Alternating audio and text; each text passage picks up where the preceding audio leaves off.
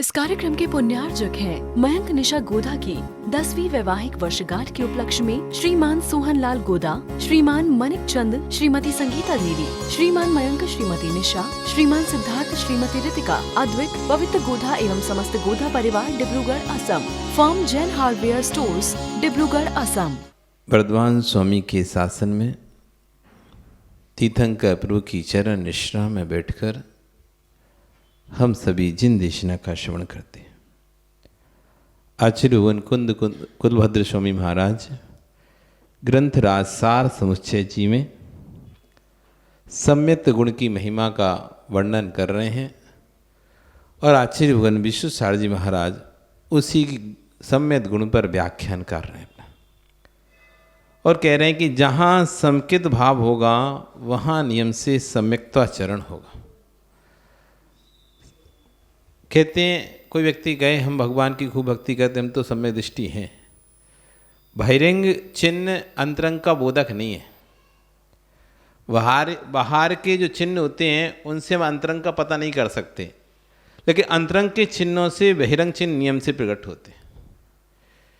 बाहर में भगवान की पूजा करने वाला सम्यक दृष्टि हो कोई जरूरी नहीं है। भगवान की भक्ति वो किसी उद्देश्य से कर सकता है। रावण भगवान की भक्ति कर रहा है, इतनी गहरी भक्ति कर रहा है कि वीणा का तार टूट गया तो अपने हाथ की नस निकाल कर उस वीणा में लगा ली। अब आप सोचो कितनी गहरी भक्ति है। ऐसी भक्ति, पर वो भक्ति किसके लिए है? वो भक्ति विद्या सिद्धि के लिए है, राम के विनाश के लिए है। वो भक्ति इसलिए कर रहा है, ऐसी भक्ति इसलिए कर रहा है, उससे विद्या सिद्ध करनी है। विद्या सिद्ध हो जाएगी तो मैं इस राम से अपना बदला ले पाऊंगा, मैं राम को पराजित कर पाऊंगा। उस विद्या सिद्धि ध्यान में ऐसा बैठा है। जब पद्म पुराण में आप पढ़ेंगे तो आचार्य रविशरण स्वामी महाराज उस पद्म पुराण में रावण के ध्यान का वर्णन करते हैं। युद्ध चल रहा है, युद्ध के बीच में अष्टान का आ जाता है और रावण को बहुरूपिणी विद्या सिद्ध करनी होती है। तब उसके मंत्री वर्ग उनको सलाह देते हैं कि आप बहुरूपिणी विद्या सिद्ध कीजिए और उस विद्या के बल पर हम राम से जीत सकते हैं, नहीं तो वैसे तो राम से जीतने का कोई साधन ही नहीं है। इतना उसके पास हर उसका काट है, हर तोड़ है, हर विद्या की तोड़ है। बहुरूपिणी विद्या एक ऐसी विद्या है जिसके बल पर ही हम राम से जीत सकते हैं और आप ही उस विद्या को सिद्ध करने में समर्थ हैं। क्योंकि रावण जैसा ध्यानी व्यक्ति नहीं था, वो जिस चीज को ठान लेता था एकाग्रचित्त होकर वो कार्य करता था। तो रावण ने पूरे रण क्षेत्र में घोषणा करा दी, 8 दिन युद्ध बंद रहेगा, कोई भी सेना रण क्षेत्र में नहीं जाएगी। 8 दिन युद्ध बंद रहेगा और कोई भी किसी प्रकार का उपद्रव नहीं करेगा। शत्रु सेना आक्रमण भी कर दे तब भी कोई उसका प्रतिकार नहीं करेगा।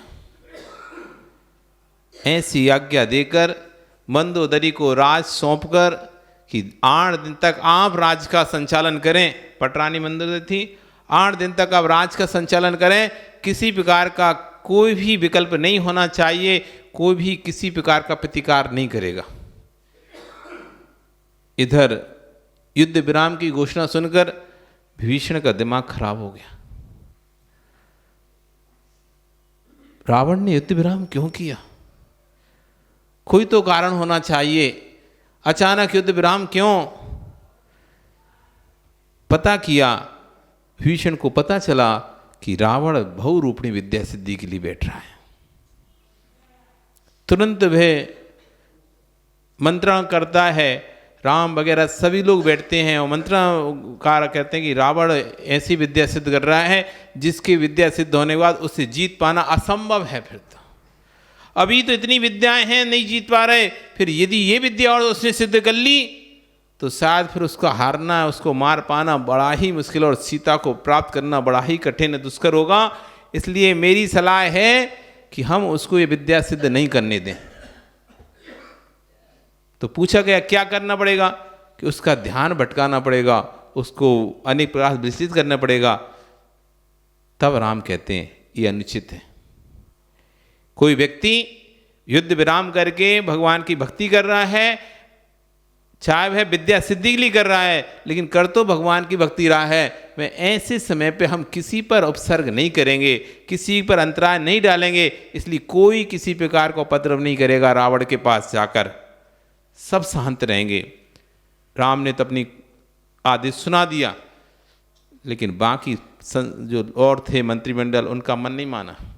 अब राम तो कह दी, राम तो मर्यादा पुरुषोत्तम थे, तो मर्यादा से हटके काम कर नहीं सकते थे, तो राम से तो उन्होंने हाँ हाँ बोल दिया, लेकिन दूसरे खेमे में जाकर फिर से उन्होंने मंत्रणा की और लक्ष्मण को कहा, देखो भाई राम से तो नहीं बोल सकते, लेकिन आपसे हम बोल सकते हैं, आप अनुमति दें। नल, नील, अंगद, हनुमान सब तैयार हैं, ये अभी उड़कर जाएंगे और जहाँ पर रावण साधना कर रहा है उसकी साधना को भंग करके आ जाएंगे। एक बार इसका ध्यान डिग गया तो फिर उसे विद्या सिद्ध नहीं हो सकती कभी। लक्ष्मण ने कहा ठीक है चले जाओ। लक्ष्मण से आज्ञा लेकर निकल पड़े। नल, नील, अंगद, हनुमान सब निकल गए। बड़े बड़े योद्धा, इनके जितने भी बड़े बड़े हनुमान सेना में जितने बड़े बड़े योद्धा थे, सारे योद्धा वहां पहुंच गए और रावण का अनेक प्रकार से ध्यान भंग करने की कोशिश की, उसको धक्का दिया, उसको लात मारी, उसको अनेक प्रकार से इधर से उधर फुटबॉल जैसे कर रहे हैं, लेकिन तब भी रावण का ध्यान भंग नहीं हो रहा। फिर उन्होंने माया जाल रखा, द्रौपदी मंदोदरी के बाल खींचते हुए दिखाई दिए कि बाल पकड़कर उसको ला रहे हैं, घसीट रहे हैं, चिल्ला रही मंदिर बचाओ तुम मेरे पति होकर, क्या तुम मुझको नहीं बचा पा रहे, मेरी लाज नहीं बचा पा रहे, ऐसे चिल्लाते दिखा रहे हैं। केकसी को, उसकी जो माँ है उसको दिखाया गया, नगर की स्त्रियों को दिखाया गया कि अनेक प्रकार के अत्याचार हो रहे हैं, इधर आग लगा दी उधर आग लगा दी, इस तरह से उसका ध्यान खूब भटकाने की कोशिश की, लेकिन तब भी उसका इतना गहरा ध्यान था, इतना गहरा ध्यान था, किंचित मात भी नहीं डिगा पाए, किंचित मात भी नहीं डिगा पाए। ऐसा ध्यान, लेकिन वो ध्यान था किसके लिए? कोई मोक्ष प्राप्ति के लिए ध्यान नहीं था। आचार्य ने कहा है यदि ऐसा ध्यान यदि रावण मुनि बनकर लगाता ना तो नियम से उसी भव में मोक्ष चला जाता। ऐसा ध्यान यदि मुनि बनकर उसने लगाया होता, इतना गहरा ध्यान, तो उसी भव में मोक्ष चला जाता। कोई बहुत बड़ी बात नहीं है, पर वो ध्यान किसके लिए था? दूसरे के अहित करने। इसलिए बाहरी क्रिया से अंदर का नियामक नहीं कर सकते कि जो बाहर में धर्म कर रहा है वो वास्तव में धर्म के लिए धर्म कर रहा है या दूसरे के अहित के लिए धर्म कर रहा है। मुझे अमुक वस्तु प्राप्त हो जाए फिर मैं उससे उसको मारूंगा, ये तो अहित के लिए धर्म कर रहा है ना, अहित के लिए ध्यान कर रहा है। बाहर की क्रिया नियामक नहीं है कि बाहर की क्रिया से हम बता सके सम्यक दृष्टि है मिथ्या दृष्टि है, लेकिन अंदर में सम्यक होगा तो बाहर उसकी क्रियाएं दिखाई देंगी।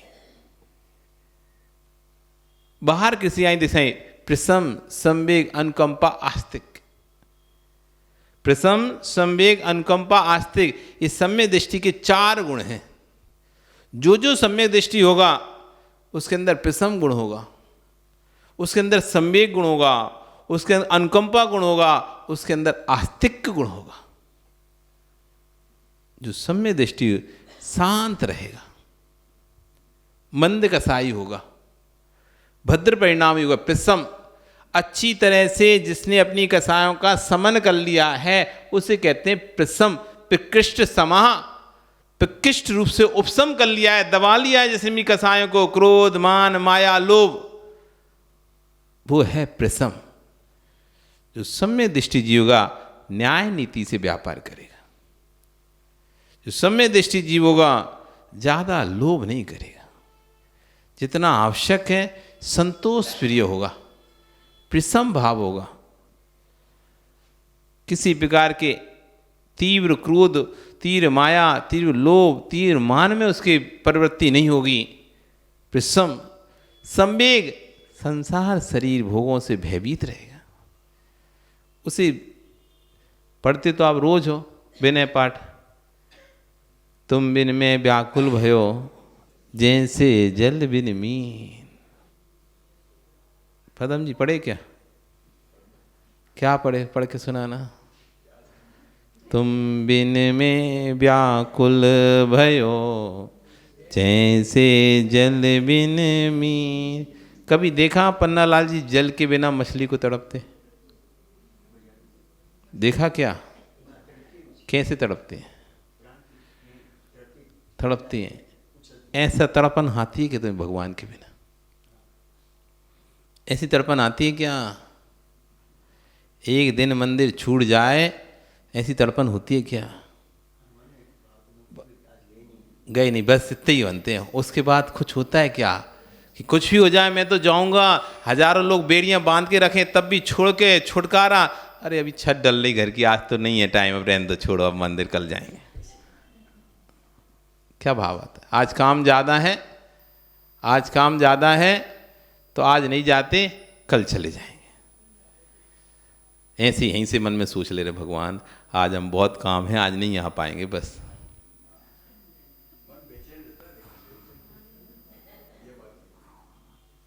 तड़प नहीं है, तड़प अभी आपने देखी नहीं है। कभी गला सूखा हो ना तब तड़प देखो पानी की।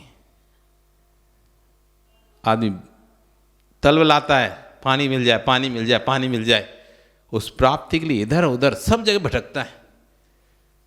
तड़प होती ना, तुम जब जाते हो शहर से बाहर दूसरे शहर में, कभी मंदिर ढूंढने की कोशिश करते हो? नहीं करते। हमारे तो बाहर की छूट है, हमारी तो और क्या बोलते हैं, बाहर की तो हमारी छूट है मंदिर की। हमारा तो नियम था कि जब तक तिनसुकिया में रहेंगे तब तक मंदिर जाएंगे, और तिनसुकिया बाहर तो छूट है। आज तो अब आए हैं बाहर तो एक दिन तो शांति से सो लें ढंग से, 9 बजे उठेंगे, आज कहीं नहीं जा रहे। तड़प नहीं है। मंदिर नहीं पता तो कभी ढूंढते नहीं हैं हम कि मैं तो आज चाहे कुछ हो जाए ढूंढ के रहूंगा मंदिर, इतने बड़े शहर में कहीं तो मिलेगा मंदिर, कहीं तो होगा। फोन लगाएं इधर उधर, कभी लगाया ऐसा कि मंदिर नहीं मिल रहा तो पूछें, इससे पूछा उससे पूछा, नहीं मैं तो बिना मंदिर के खाऊंगा ही नहीं, भगवान जब तक देख न लूंगा तब तक मुंह में पानी नहीं रखूंगा, कहीं तो होगा। जैसे डॉक्टर को ढूंढते ना बीमारी आने पर, इधर उधर सब जगह पूरे फोन लगा देते हो, जब कोई काम पड़ता है तो ऐसे बिछलते हो, वो सब जगह लगा। ऐसे कभी बाहर गए हो, यात्रा में गए हो, अथवा बाहर किसी काम से गए हो, आप व्यापार के काम से गए हो, तो वहाँ तुम्हारे भाव आते हैं कि हाँ मैं मंदिर ढूंढूंगा सबसे पहले, फिर काम करूँगा। नहीं है संवेग, अभी उदासीनता ही नहीं है मैं संसार सरी भोगों से। रस आता है, रस आता है, और जैसे जैसे भोग सुख सुविधाएं मिलते हैं ना, और मजा आ रहा है, आनंद आता है, आनंद।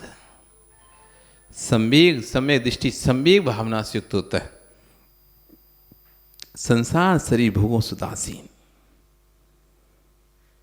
जितने भोग भोगूंगा उतना ज्यादा कर्म का बंध होगा, जितने ज्यादा अच्छे अच्छे कपड़े पहनूंगा उतना ज्यादा कर्म का बंध होगा, जितना ज्यादा संवरूंगा श्रृंगार करूंगा सजूंगा धजूंगा उतना ज्यादा कर्म का बंध होगा। ज्यादा भोग ज्यादा बंध, ज्यादा भोग ज्यादा बंध। जैसे जैसे भोग बढ़ेंगे वैसे वैसे बंध बढ़ेंगे। अभी तो एक पंखे का दोष लगता था, घर में रहते थे तो लाइट नहीं थी कुछ नहीं, तो एक हाथ का पंखा चलाते, उसमें जो जीव की हिंसा हुई, हाथ के पंखे उसके दोष लगता था। फिर तुमने पंखा लगा लिया तो पंखा चलता, तो पंखे से जो जीवों की हिंसा उसका ही दोष लगता था। फिर तुमने कूलर लगवा दिया तो उसमें अनछना पानी ढेर ढेर भर भर के डाल रहे हो, और फिर वो चल रहा, उसमें दोष लग रहा है तीव्र। फिर वहां से हटा दिया तो एसी लगा दिया, अब उसका दोष लग रहा है। फिर एसी हटा तुमने डक एसी लगा दिया बड़ा सा ऊपर, पूरे में ही रहे ठंडा, अब और ज्यादा, क्योंकि तुम एक कमरे, तुम्हारे कमरे को ठंडा करना, लेकिन वो तो पूरा चलेगा तो पूरा ही चलेगा, एक थोड़ा तुम्हारे से लिए इतना सा थोड़ा चलेगा, वो तो चलेगा तो सब कमरों के लिए चलेगा, भले उनका स्विच बंद है तो ना, लेकिन वो तो पूरा बड़ा है तो बड़ा ही पूरा चलेगा वो तो पंखा, भले तुम एक के लिए यूज करो चाहे 10 के लिए उपयोग करो, लेकिन बटन तो जैसे जैसे भोग बढ़ते जा रहे हैं वैसे वैसे बंद बढ़ता जा रहा है। जैसे जैसे भोग बढ़ते जा रहे हैं, सुख सुविधाएं बढ़ती जा रही हैं, वैसे वैसे बंध भी बढ़ता चला जा रहा है। मोबाइल नहीं थे तो सामने झूठ बोलना पड़ता था। सो आमने सामने तो आधा तो डर के मारे नहीं बोलते थे, अब सामने क्या ही झूठ बोला, अब देख तो लिया इसने। अब जब से मोबाइल आ गए हैं तो घर की छत पे होते हैं तो विदेश पहुंच जाता है आदमी, तब भी आउट ऑफ सिटी हूं मैं तो भी। जितना झूठ बढ़ा है, जैसे जैसे साधन बढ़े हैं, जैसे जैसे साधन बढ़े हैं, वैसे वैसे पाप भी बढ़े हैं। विश्वास मान, जैसे जैसे इलेक्ट्रॉनिक साधन बढ़ गए, हिंसा वैसी वैसी बढ़ रही नहीं बढ़ रही। न्यूक्लियस बम आ गए, बड़ी बड़ी मशीन आई, ऑटोमेटिक गन्स आ गई, बम्स बढ़ गए बड़े बड़े। आज तुम देखो एक युद्ध होता है, कैसे फटाफट बम बम बम बम पटकते हैं, फ्लाइट से, जेट से, एयर जेट से नीचे बम ही बम पड़े। तो मतलब जैसे जैसे टेक्नोलॉजी बढ़ती जा रही है, जैसे सुविधा बढ़ती जा रही है, वैसे वैसे हिंसा भी बढ़ती चली जा रही है। झूठ बढ़ता चला जा रहा है, चोरी बढ़ती चली जा रही है, अभ्रम बढ़ता जा रहा है, परिग्रह बढ़ता चला जा रहा है। पहले थोड़े से काम हो जाता था, अब दिखावा इतना है कि थोड़े से कुछ काम नहीं होता। नया मकान तो नया बना लिया, जितना मकान में खर्चा नहीं उससे ज़्यादा खर्चा तो मकान में सामान रखने में भरने में हो जाता है। अब नया मकान बना तो नया सोफा चाहिए, नई डाइनिंग टेबल चाहिए, नई कुर्सी चाहिए, नया पंखा चाहिए, नया कूलर चाहिए, फ्रिज चाहिए, नई डोर, अलमारी, खिड़की, पर्दे, क्या क्या नहीं चाहिए। हर चीज़ अब नहीं चाहिए। क्यों? मकान नया है। नए मकान में पुरानी चीज़ थोड़ी ना उपयोग करेंगे।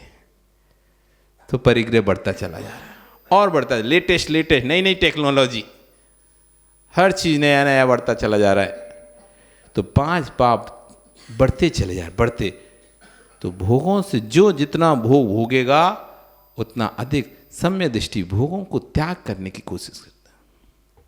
छोड़ो, त्याग करता हूं।